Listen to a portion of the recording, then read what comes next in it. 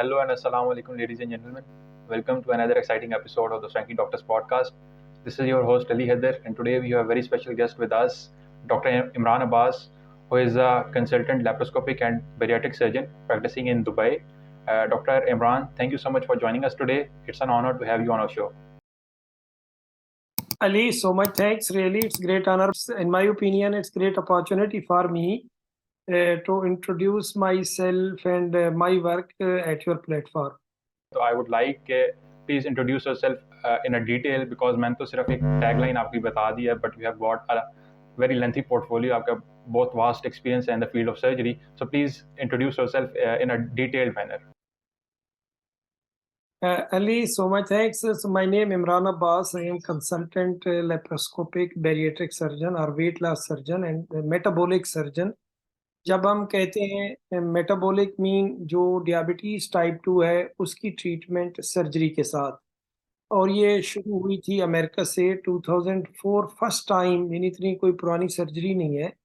2004 में just professor रूबिनियो और professor missile गानी ने ये डिटेक्ट किया। उसके बाद एक नाम दिया गया मेटाबॉलिक सर्जरी। अमेरिका से ये शुरू हुई और मुझे भी यही मौका मिला वहाँ जाके सीखने का। तो मैं वैसे फेलो हूँ, अमेरिकन कॉलेज ऑफ सर्जन का फेलो हूँ, American society for metabolic and bariatric surgery, और no more than 17 years experience in bariatric surgery and advanced laparoscopic surgery. I have also fellowship of robotic surgery and also my surgeries. So some procedure we also do with robot. इसके अलावा जो main मेरी practice Dubai में है और यहाँ और इस पाकिस्तान में भी आके मैं लाहौर में मैं प्रैक्टिस करता हूँ, और रिसेंटली मैं शुरू कर रहा हूँ इस्लामाबाद में क्योंकि बहुत ज़्यादा डिमांड थी, तो वहाँ भी इंशाल्लाह टाइम देंगे, वहाँ भी एक। Okay, we will come to that part later. Now, let few basic questions like where were you born and how was your early life like and where did you get your early education from? जी अली, मैं बखर से मेरा ताल्लुक है, एक south Punjab का एक district है, और उसके भी एक छोटे से गांव से मेरा ताल्लुक है, कोहावर कलान उस गांव का नाम है। और उस टाइम जब मैंने मिडिल स्कूल किया था तो ये 1987 की बात है, तो उस टाइम वहाँ हाई स्कूल नहीं होता था, तो हमसे 15 किलोमीटर दूर बखर था, तो हमें बस वो जो एक सर्विसेज होती है उन पे आना होता था, और वो एक स्टडी। और फिर मेरी एफएससी भी ये बखर से ही है, वहाँ का जो उस टाइम डिग्री कॉलेज उसे हम कहते थे, अभी तो पोस्ट ग्रेजुएट और वो हो गया है। तो वही हम टाट के स्कूलों से पढ़े हुए, और वो बिल्कुल बेसिक, और वही जो एक आप सोच भी नहीं सकते कि कुछ भी फैसिलिटीज ना होने के बराबर। तो वहाँ वही गांव में रहे, वहाँ पढ़े, फिर बखर में भी वही बिल्कुल बेसिक वही गवर्नमेंट के स्कूल, और वही वहाँ तो प्राइवेट उस टाइम थे भी नहीं। खैराबाद के अब तो काफी इंस्टीट्यूट आ गए हैं बखर में, लेकिन उस टाइम वही एक डिग्री कॉलेज ही होता था, वहां से मैंने FSc. Okay. So can you please tell us that what was the inspiration behind you joining medicine? Medicine Ali, देखिए हमारे इलाके में एक तो जो रियलिटी है कि हम डॉक्टर्स को जब देखते थे उनका, जो मैं एक रियल बात आपको कह रहा हूँ, एक प्रोटोकॉल देखना जी, वो एक डॉक्टर है तो उसका एक खास सोसाइटी में एक रेस्पेक्ट है। Exactly. तो every person need this respect, और behind this definite this was the main cause. जो एक रियलिटी मैं आपको बता रहा हूँ कि जब हम देखते थे अपने कोई भी एक आध आदमी, जो अभी नाम लेना अच्छा नहीं, हमारे इलाके से कोई निकला और वो डॉक्टर बना, वही एमबीबीएस बनना ही बड़ी बात होती थी उस टाइम। तो एक मेन ये इंस्पायरेशन थी। फिर साथ ये कि उस टाइम एक अनकॉन्शियस में आप कह सकते हैं कि ये कि हाँ जी, आप अपने इलाके में आके या लोगों का कुछ ना कुछ उनका, क्योंकि वहाँ तो कुछ स्टिल भी कोई भी नहीं है, अनफॉर्चुनेटली फैसिलिटीज नहीं है। तो ना होने के, मैं गांव की बात कर रहा हूँ, बखर में तो अब काफी अच्छा माशाल्लाह सेटअप आ गए हैं। Yeah. तो ये एक बस एक ये था, चलो जी कुछ ना कुछ लोगों का हम एक उनकी सेहत के हवाले से, हेल्थ के हवाले से कुछ कंट्रीब्यूट कर सकते। So can you please tell us about the college that you studied medicine in? Yeah, definitely. So after that, when I have completed my FSC at that time, so I was, because at that time this was not open merit in Pakistan, just we have some seats, not like medical college that now we have in I think triple figure Pakistan. तो बस वो एक हमारी सीटें होती थी उस time, कुछ एक दो मेरी उन दो, तो फिर एक ऑप्शन हमें स्कॉलरशिप देती थी गवर्नमेंट। ओके, जिन बच्चों के अपने डिस्ट्रिक्ट में अच्छे नंबर आते थे, तो मुझे ये अपॉर्च्युनिटी मिली, किसी के थ्रू मुझे पता चला कि अगर मैं अप्लाई करूँ, नंबर मेरे अच्छे हैं, तो मैं अब्रॉड जा सकता हूँ। उस टाइम एक आरसीडी के नाम से, बाद में वो ईसीओ के नाम से वो एक तंज़ीम थी, ओके, जो पाकिस्तान, ईरान, तुर्की, ताजिकिस्तान इन कंट्रीज़ के दरमियान। तो मुझे किसी ने बताया, किसी के थ्रू हमने सेक्रेटेरिएट में मुझे स्कॉलरशिप दिया गवर्नमेंट ऑफ पाकिस्तान ने, ओके, कि आपको स्कॉलरशिप हम देते हैं फॉर मेडिकल स्टडी के लिए। तो मैं उनके स्कॉलरशिप गवर्नमेंट के ईरान चला गया। मैंने ईरान में जाके मेडिसिन की और फिर वहाँ ही मुझे मौका मिला जनरल सर्जरी का। ओके, लेकिन बाद में मैंने जाके अमेरिकन कॉलेज ऑफ सर्जन से जो हमारी फेलोशिप है वो कंप्लीट की यूएस में, और साथ ही जो बैरिएट्रिक सर्जरी की जो या फेलोशिप है वो भी मैंने अमेरिका में की। okay, okay. That's interesting. So, how was the quality of education in Iran, particularly the medical education? देखिए, जो उनका मेडिकल, मुझे तो इतनी नहीं एक्सपेक्टेशन थी। जब मैं जा रहा था तो पूरा फैमिली भी रेजिस्ट कर रही थी, नहीं जाए। तब पेरेंट्स भी यही था कि पता नहीं वहाँ कैसा सिस्टम होगा। लेकिन जब मैं गया, आप बिलीव करें, आप अभी गूगल सर्च के देख लें तो Tehran university 300 plus 200 plus world ranking में है। ये मैं वर्ल्ड रैंकिंग की बात कर रहा हूँ। Oh, तो हाँ, तो बहुत आगे थे वो, बहुत आगे हैं हमसे मेडिकल में। और वो अमेरिकन प्रोटोकॉल जो है, क्योंकि वो शुरू से उनके पास उसको वो फॉलो करते हैं करिकुलम को। और सर्जिकल फील्ड में तो अनबिलीवेबल कि उन्होंने बहुत आगे प्रोग्रेस की हुई है।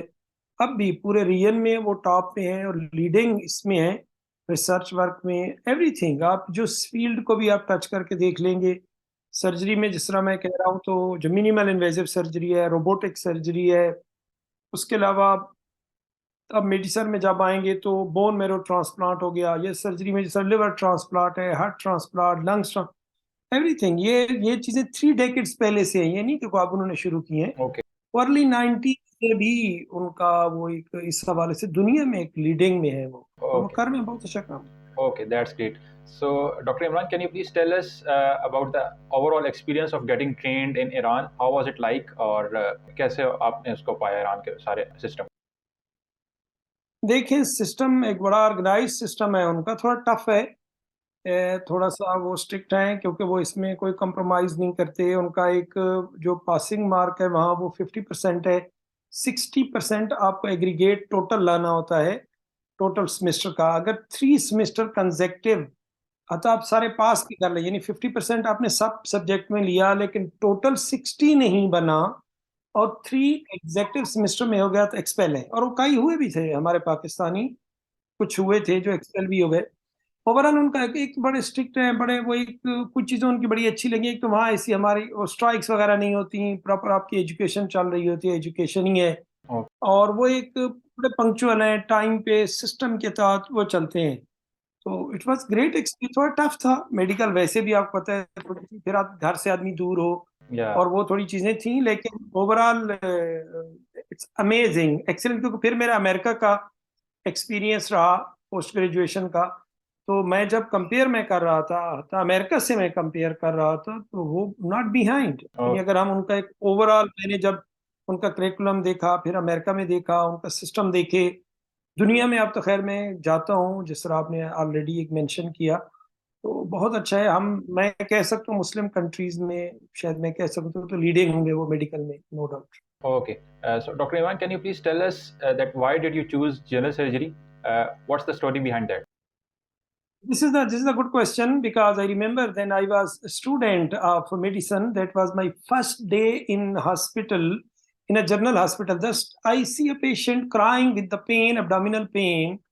At that time, I had no idea about appendicitis, because this was the first time that I was facing such a patient suffering with appendicitis. So someone, a resident of surgery, he asked me, so I asked, so what is the issue? He asked, so he's suffering with appendicitis. So then I request to that resident at that time, is it possible to come with you in operation room? Okay, no issue. So there was some protocol. So then after that, so this was my first experience to deal with the patient with acute appendicitis and then surgery. And next day, I see there is no issue. Patient is walking, patient start liquid diet, and he's going to home. So this was amazing for me. Then at same day, I think I must go such a specialty that is effective and speedy, not so delay, not like this. So you will give the medicine to the patient, and you know, no, definite. You will see the patient, and this was, in my opinion, the first day that so I faced such a situation, and same day this was my decision. Not this was final decision. Then you know, so when we go to internal medicine and skin and dermatology and different wards, but same that was the first day that I select this general surgery. Okay, okay. So can you please tell us that how long did you practice in Iran and when did you decide to move to Dubai? Yeah, this is a good question because after also during this period, I was able to take fellowship in US. I was as a faculty for 10 years in different medical universities of Iran. In Iran Medical University, in Zanjan Medical University, 10 years as a faculty, and also I trained many fellows and young surgeons there, especially this MIS, minimal invasive surgery. Okay. And in 2015, I have shifted to Dubai. Now about 8 years I am in Dubai. Okay, okay. So can you please tell us like how's the life like in Dubai and what was the reason of choosing Dubai particularly? The main reason was education of kids. This was the reality because at that time my son was in grade 8. So just he was going to O level, and unfortunately in Iran we have that Cambridge school because they are little strict. Their own education system, basic. So only one college, that was Cambridge College, and in O level. So unfortunately their teachers were, so quality education was not like a standard quality education in that Cambridge branch. Okay. So this was the main reason. So we decided, but at that time my position in Iran was excellent. I was faculty, I had my own private clinic, and at that time I was a known surgeon there, lot of patients, but the main reason was study of kids, and we shifted Okay, to okay, Dubai. okay. So can you please shed a light on how does the Dubai Health Authority or the DHA works, and is it a publicly funded healthcare program like NHS, or is it entirely private insurance-based healthcare system like that in America? Yeah, this is NHS. It's not like NHS system. Totally private DHA, Dubai Health Authority system, and they are also very organized system. If someone want to come, so need to exam and pass that exam and take license, and then totally private sector, and also covered with insurance, that private sector. Okay, okay, okay. That's great. Let's assume that if a medical graduate in Pakistan wants to move to Dubai to practice medicine over there, so what's the procedure of that entire pathway and how does that work? This is a good question. If someone want to apply as a MO after graduation, so at least they need 3 year experience after this graduation. When you will complete house job after that, and after full license, at least 3 years. Okay. So 3 year experience, and also one good standing certificate from PMDC, and also your degree. Mhm. Then you can apply for MO position, and after some they have some verification process. After verification process will complete, so there is a prometric exam, this computer based exam. You must appear in that computer. When you will pass, then they will give you eligibility certificate. This is not job. Okay. Now you can apply for job in different clinics, hospitals. So it depends on opportunities. So then you can apply, and so you can hunt your job or some opportunity vacancy like this. Okay, okay, that's great. Dr. Imran, can you please tell us about the entire cost of this pathway? Really, I have no idea, but I don't think it's more expensive. Maybe maximum $1,000. Okay, okay. Yeah, maximum 1,000. I don't think it will be expensive. Okay, Dr. Imran, what I have heard is that in Dubai, the career progression for doctors is not that great because they don't have like that much opportunities for post graduation over there. So, what's your take on that? Definitely, yeah. When you will enter MO, then you will remain MO. There is no other option, no other opportunity. What if one wants to do post-graduation? Isn't that an option in Dubai? No option. Then you will do only job. There is no education. If you want to apply for post graduation, not for job, that is total different thing. That is also limited opportunities, not for foreigner, especially for those who are not like this. Here Dubai, all are foreigners, but someone a graduate inside Dubai medical colleges, yes, they have better chance to take post graduation as compared to someone who will apply from outside. Okay. For post, if you apply only for postgraduate, but if you apply for job as a MO, then only MO. Then there is no other option. Okay.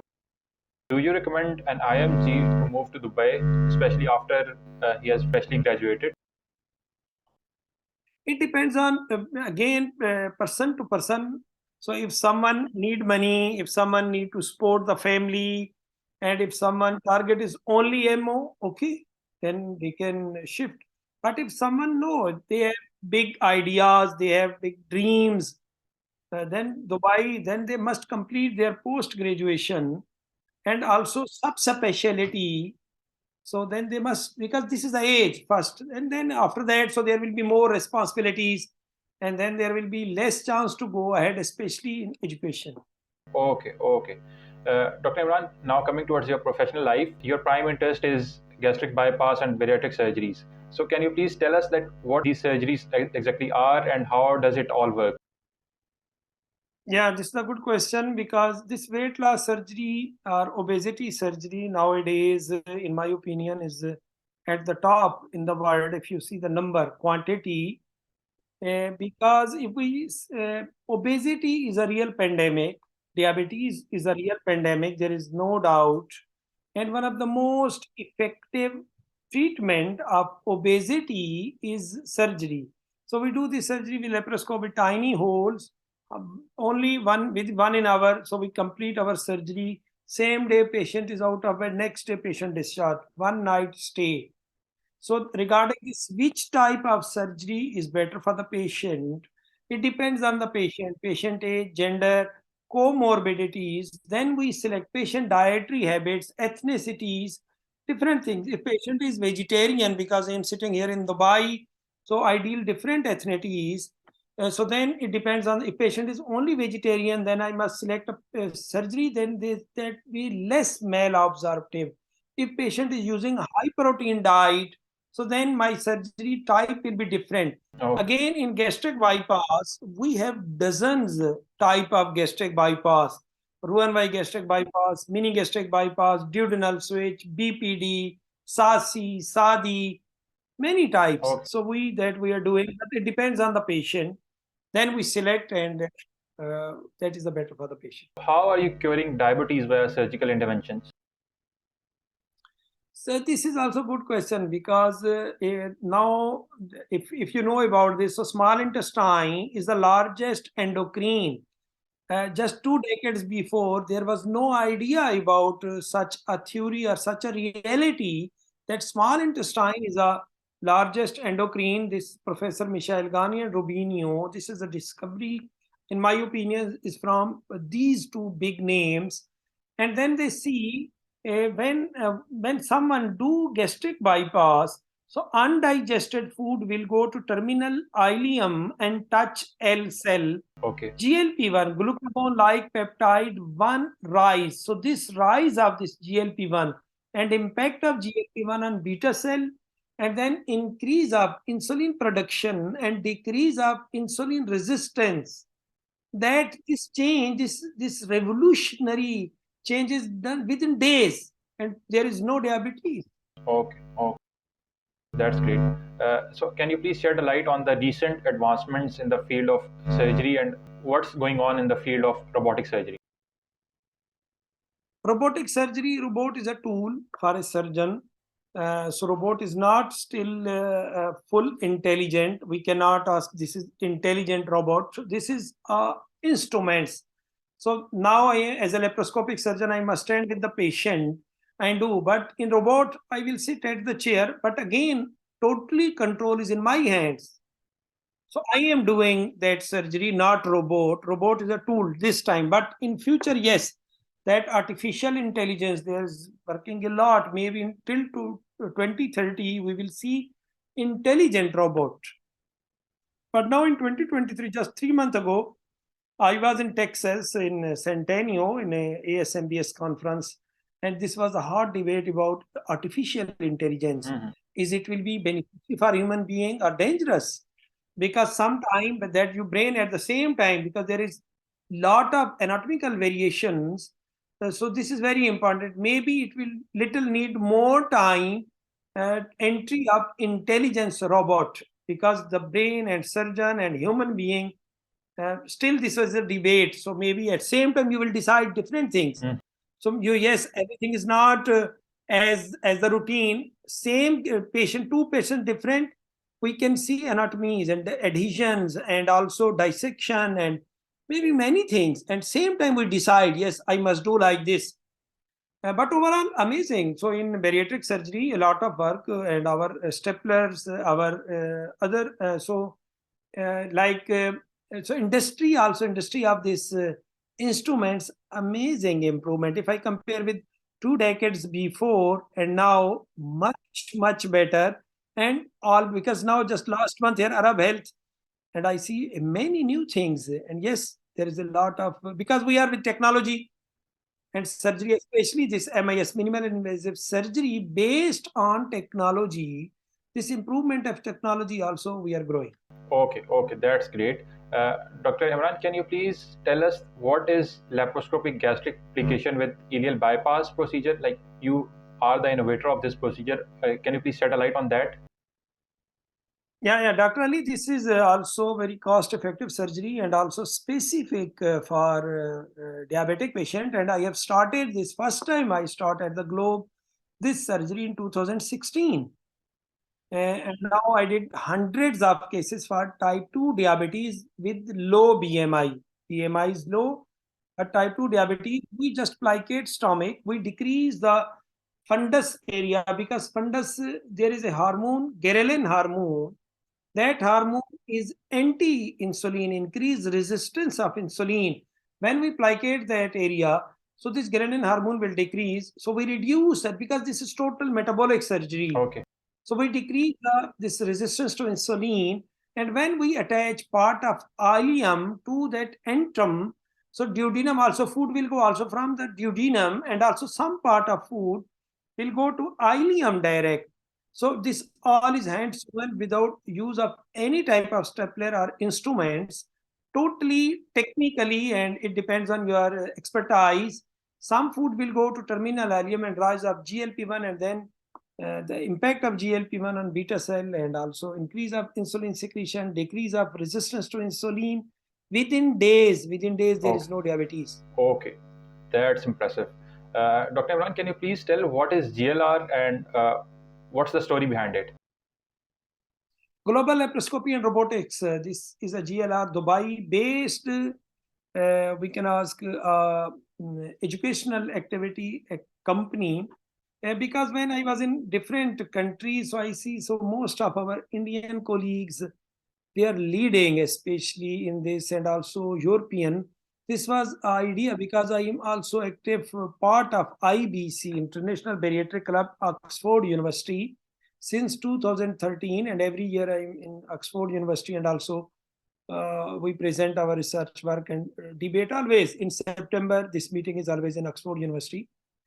So I am part of that committee. So this was idea from Oxford University. When I was there, always I think so we must be, especially South Asian and also here in Middle East, we must have such a international activity.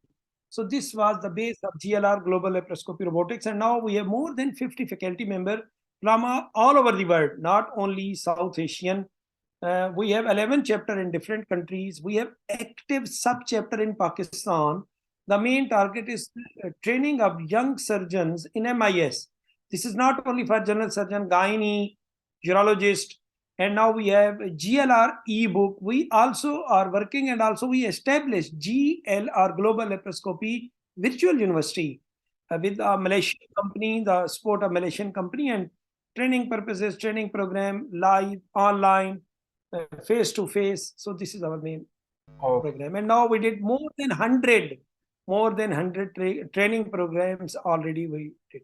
Okay, okay.